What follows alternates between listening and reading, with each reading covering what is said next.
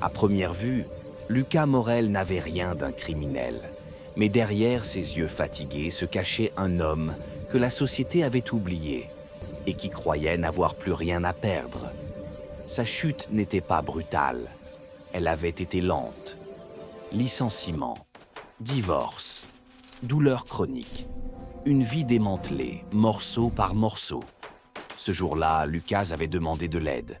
Il n'a reçu qu'un refus poli et le sentiment d'être devenu invisible. Ce fut le moment où sa vie bascula. Une simple pensée qui devint une obsession.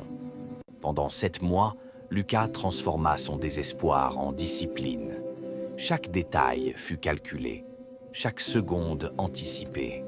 Pour tromper le monde, il fallait d'abord pouvoir se tromper soi-même.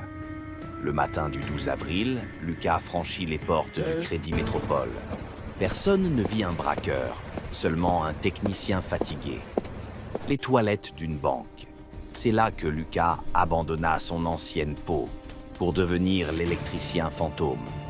La violence n'était pas son intention, mais la peur, elle, ne demande jamais la permission.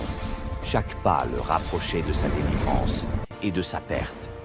Quand le coffre se dévoila, Lucas crut toucher son avenir du bout des doigts. Chaque billet semblait plus lourd que le précédent, comme si l'argent lui-même tentait de l'avertir. Le sort d'un homme peut parfois se jouer sur la pression d'un simple bouton. Ce fut une minute de trop, une minute que Lucas n'avait jamais prévue.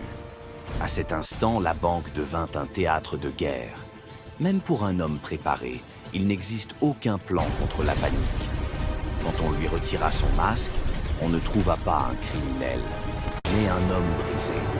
Lucas Morel fut condamné à 25 ans de prison.